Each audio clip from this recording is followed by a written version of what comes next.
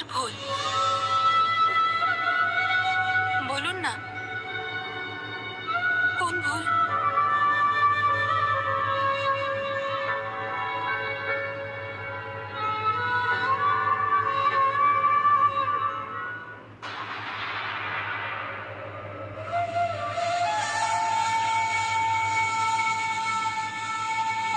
আপনি যেমনটা বলেছিলেন আমি ঠিক তেমনটাই করেছি।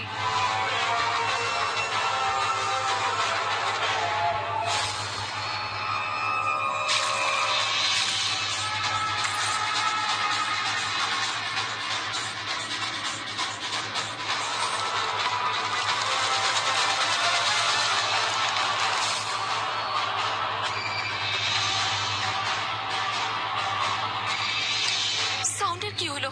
শুনতে পাচ্ছি না কেন? প্রগতি যেটা বলেছিল আমি সেটাও করেছি। বানি, বানি, কিন্তু চিন্তা করবেন না, ও জানে না যে আমি আপনার সাথে কাজ করছি। বেচারি তো এটাও জানে না যে বাণীর খুনি আমার সামনে দাঁড়িয়ে। তাহলে রণবীর ওর খুনি কি করে হতে পারে?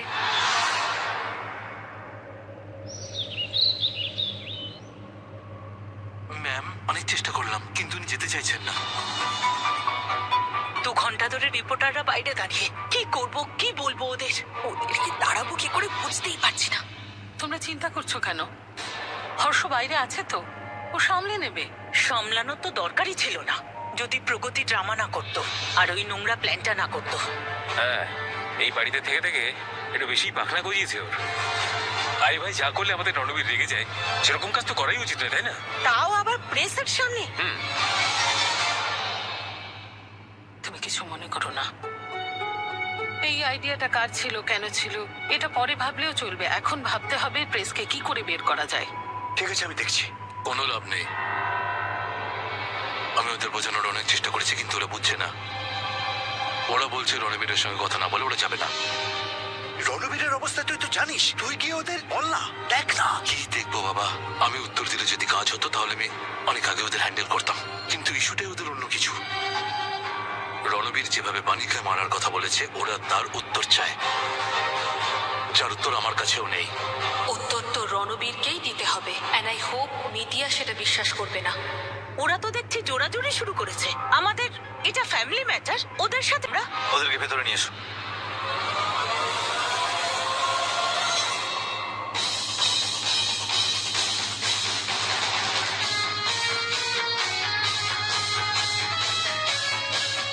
ডেভিড। Yes sir. ওদেরকে ভেতরে নিয়ে এসো।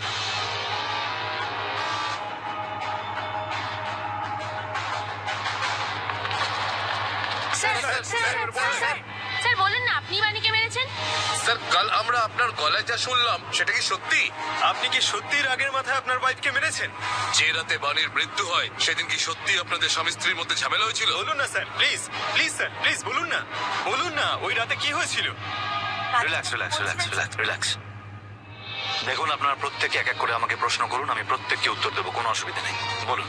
স্যার, আমরা আপনার অডিও ক্লিপ শুনেছি যেটাতে আপনি বাণীকে মারার হুমকি দিচ্ছিলেন। আপনি তো বলেন যে আপনি বাণীকে খুব ভালোবাসেন। তাহলে এমন কি হয়েছিল যে এত বড় কথা বলেছিলেন?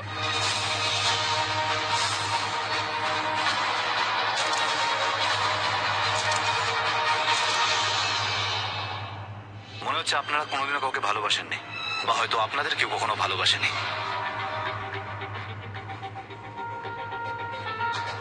মানে মানে ভালোবাসায় বলা সব কথাও তো সিরিয়াসলি নিতে নেই। দেখুন, আমি সেদিন বাণীর ওপর খুব রেগেছিলাম, কিন্তু তার মানে এই নয় যে আমি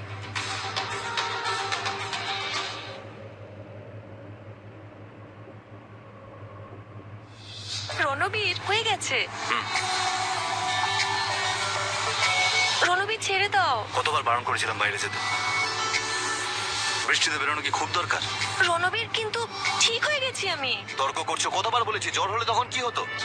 ওকে, আই এম সরি, খুব দরকারি জিনিস আনতে যাওয়ার ছিল, নয়তো তুমি জানো আমি যেতাম না। দরকারি জিনিসপত্র সার্ভেন্ট কি আনতে পারে না? শপকিপার কেউ বারণ করে দিত? ওই আজকের পরে আমি তোমায় কিচ্ছু বলবো না। তোমার যা করার করো, যেরকম ইচ্ছা হয় করো। এমনিতেও তো তুমি আমার কথা শোনো না। রণবীর, আমার কথাটা শোনো। রণবীর, কোনো লাভই নেই তোমার সঙ্গে কথা বলে। রণবীর, আমার কথাটা শোনো। তুমি শোনো যে আমি শুনবো। এত রাগ করছো করছো কেন?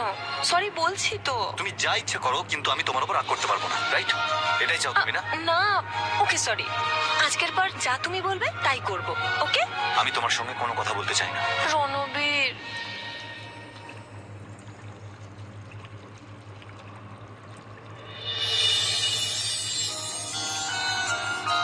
রণবীর, তোমার সব থেকে ফেভারিট গান গাইলে তাও রেগে থাকবে? ঠিক আছে, একটা কাজ করছি, গানটা আমি রেকর্ড করে রাখছি। ভবিষ্যতে কখনো মুড খারাপ হলে প্লে করে দেব, নিজে থেকেই ঠিক হয়ে যাবে।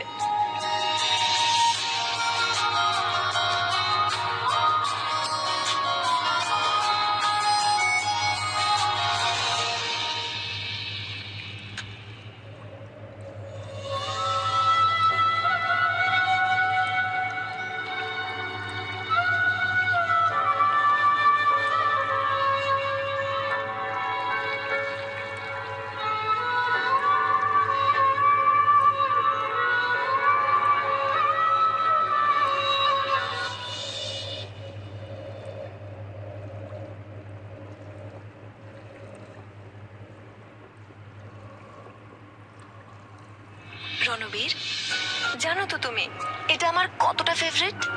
I love this song. আর কতবার বলবে? এত ইরিটেট হচ্ছ কেন তুমি? তুমি জানো আমি ইরিটেট কেন হচ্ছি?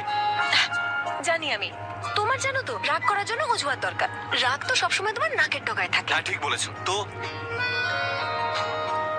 আরে তাহলে রাগ করবে আমার উপর, শাস্তি দেবে আমাকে? হ্যাঁ, বোধহয় তোমাকে প্রাণেও মারতে পারি।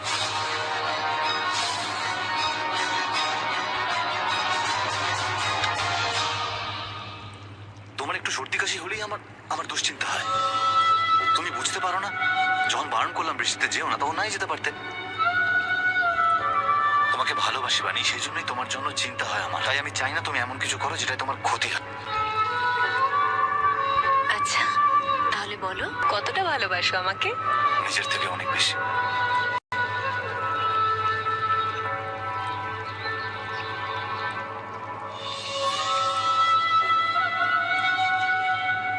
তো এটাই হয়েছিল সেদিন আমার আর বাণীর মধ্যে। ঠিক বলেছো তুমি, নিজের থেকেও বেশি আমাকে ভালোবাসো, আমার প্রাণের থেকে বেশি নয়। তাই আমার প্রাণ নিয়ে নিলে?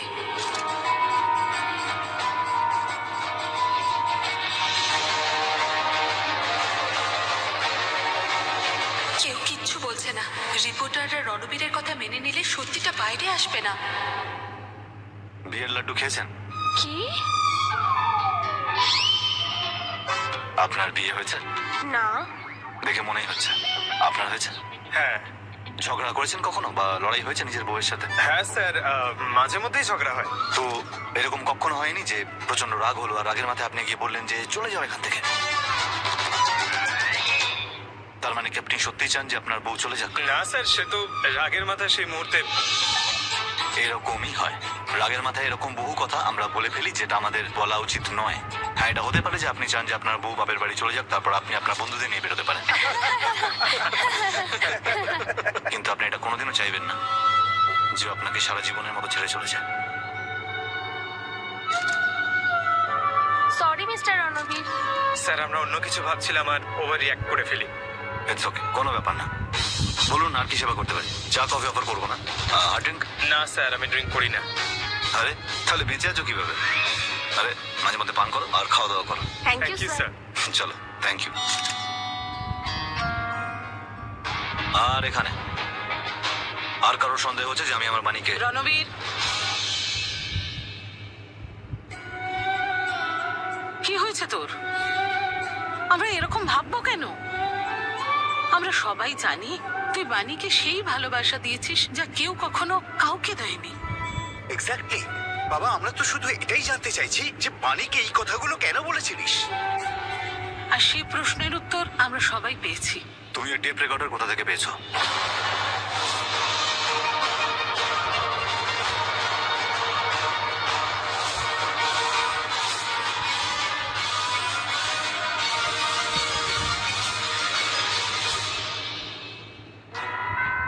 ওই ওই আমি স্টোর রুম পরিষ্কার করছিলাম, ওখানেই পেয়েছি।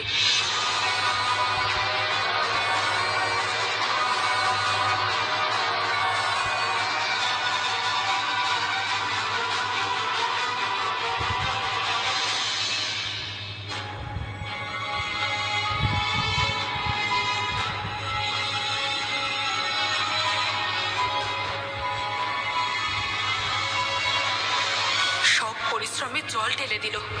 রণবীরের সত্যিটা বাইরে এসেও এলো না। মা শুনুন, এই সেটটা কেমন? এটা পড়বো? না, খুব একটা ভালো নয়। হর্ষ বিজনেস ডিল ক্র্যাক করেছে, সবাই তোমার সাথে দেখা করবে। কিছু ট্রেন্ডই দেখো, last time Ranbir deal crack করেছিল, তো ক্রেডিট ও নিয়েছে, এবার তুমি নিয়ে নেবে। মা দাদা ক্রেডিটের ব্যাপারে ভাবেও না, দাদার কোনো ইন্টারেস্ট নেই সব ব্যাপারে। আর হ্যাঁ, ও নিজে কাজ করে কিন্তু অন্যদের ক্রেডিট দিয়ে দেয়। তোরা দুজন খুব ছোট, আমার কথা বুঝবি না। কিন্তু মা দাদা তো যখন বড়রা কথা বলে তখন ছোটদের মাঝে কথা বলতে নেই। এবার তোরা দুজন ফোনটা রেখে ড্রেস সিলেক্ট কর, স্পেশালি দিল্লি থেকে আনিয়েছি। ডিজাইনার কাপড় ঠিকই, কিন্তু আমার পছন্দ হচ্ছে না কেন? সারাদিন সিল্কের শাড়ি জড়িয়ে থাকো, তাই পছন্দ হচ্ছে না। এই দেখো, এই শাড়িটা কেমন মানাবে তোমায়? না দিদি, এর থেকে ভালো তো আমার সিল্কের শাড়ি, আমি তাই পরবো। মা, তুমি সবসময় সিল্কের শাড়ি পরে বোর হয়ে যাও না? এই দেখো, এটা ট্রাই করো, ডিফারেন্ট লাগবে দেখতে। তোর বড় বাবা লাগবে। যদি আমাকে ডিফারেন্ট দেখে না, তারপরে দেখবি পার্টিতে গিয়ে আমাকেই জিজ্ঞাসা করছে, দিদি আপনি আমার স্ত্রীকে দেখেছেন? না, আমার কাছে যা আছে ঠিক আছে, আমি তাই পরবো।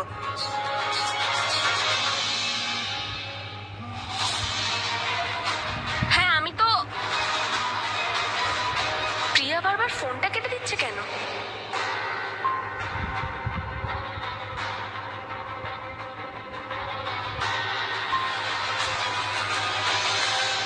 কেন করেছো তুমি এসব?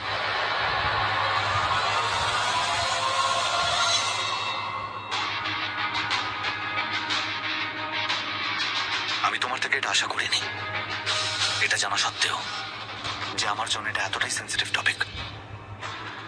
কি দরকার ছিল এসব করার? ওই আমি ভাবলাম, কি বলো? আমি শুধু আপনাকে হেল্প করতে চেয়েছিলাম। বাণীর স্মৃতি নিয়ে ঠাট্টা করে? না, আমি তো বাণীর স্মৃতিগুলোকে জড়ো করেছিলাম যাতে আপনার কষ্ট না হয়।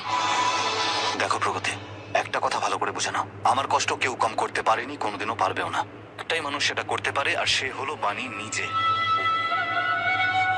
এটা বুঝে নাও, আমার কষ্টগুলো আমার সাথেই পৃথিবী থেকে যাবে। তো হয় এই কষ্টগুলো শেষ করো, আর নয়তো আমায় একা ছেড়ে দাও। কিন্তু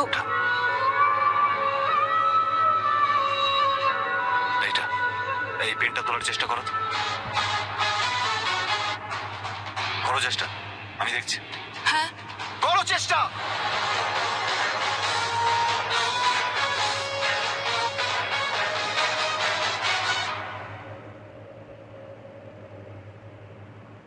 এটাকে চেষ্টা বলে না, এটাকে বলে পেন তোলা।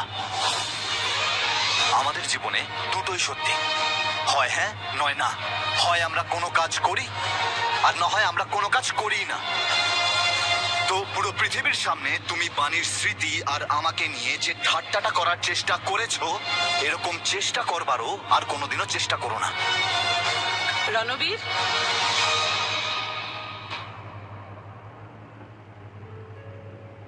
তুই নিজের রাগ ওর উপর ফালাচ্ছিস কেন? হ্যাঁ বাবা, ও তোর স্ত্রী, ও তোর চিন্তা না করলে আর কে করবে? স্মৃতির ছবিতে যে ধুলো পড়েছিল সেটাই তো পরিষ্কার করেছে। এটা ভেবেই যে তোর খুব ভালো লাগবে, আর তুই রাগ করছিস। বরং তোর তো অনেক থ্যাঙ্কফুল হওয়া উচিত ছিল যে তুই এমন স্ত্রী পেয়েছিস যে শুধুমাত্র তোর কথাই ভাবে, তোকে খুব কেয়ার করে। সব বুঝতে পারি বড় মা, কিন্তু বাকি লোকেদের কি এইটা বোঝা উচিত নয় যে আমার স্মৃতি, আমার মনের অবস্থা বোঝার জন্য কোনো মিউজিয়ামে যাওয়ার প্রয়োজন নেই? আমার মনে উকি দিলেই বুঝতে পারবে যে আমার মনে কি চলছে।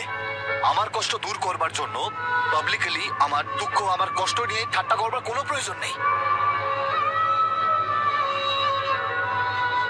চেষ্টা করছিল নাকি? রণবীর,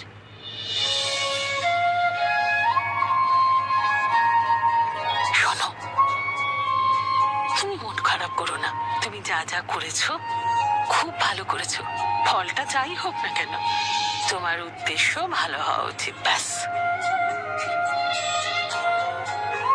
আমিও নারী, বুঝতে পারি নিজের স্বামীর প্রথম স্ত্রীকে এতটা গুরুত্ব দেওয়া খুব মুশকিল, কিন্তু তুমি তো সাহসের কাজ করেছো। যখনই তুমি রণবীরের খেয়াল রাখো তখন খুব ভালো লাগে। কে জানি কেন আমার মন এটাই বলে যে একমাত্র তুমি যে আমার রণবীরের সব কষ্ট দূর করে দেবে।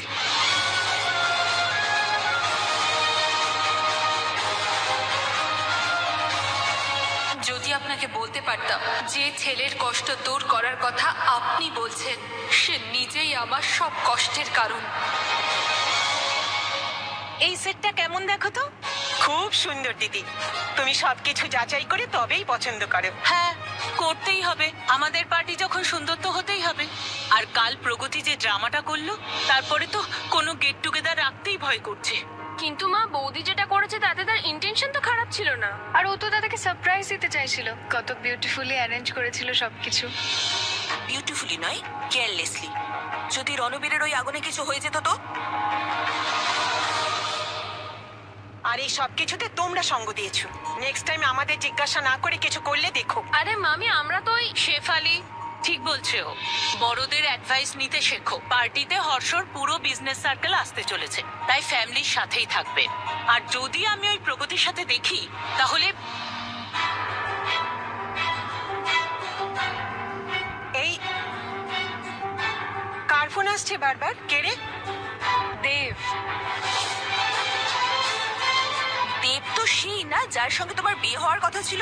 হায় ভগবান, এই শনি আবার ফিরে এসেছে আমার কুষ্টিতে। জানিস, সম্বন্ধ ভেঙে যাওয়ার পরে ওর ফ্যামিলি আমাদের ফ্যামিলি বিজনেসে কত লোকসান করিয়েছে। তোর বাবা যদি জানতে পারে না যে ও আবার ফোন করে, তাহলে ও তো... কিন্তু মা, আমি ওর সাথে কথা বলছি না, আমি তো বারবার ওর ফোন কেটে দিচ্ছি। আর আমার ওর উপর কোনো ইন্টারেস্ট নেই। ইন্টারেস্ট না থাকলে সেটাই ভালো, তোমার জন্যেও আর আমাদের জন্যেও। এনিওয়েজ, জুয়েলারি পছন্দ করা হয়ে গেছে তো? সালনের অ্যাপয়েন্টমেন্ট আছে 1 ঘন্টা পরে। তোমরা দুজন যাচ্ছ তো? না মা, আমরা তো এখনো কিছু সিলেক্টই করিনি। আমরা বরং পরে যাব। ঠিক আছে, তুমি চলো।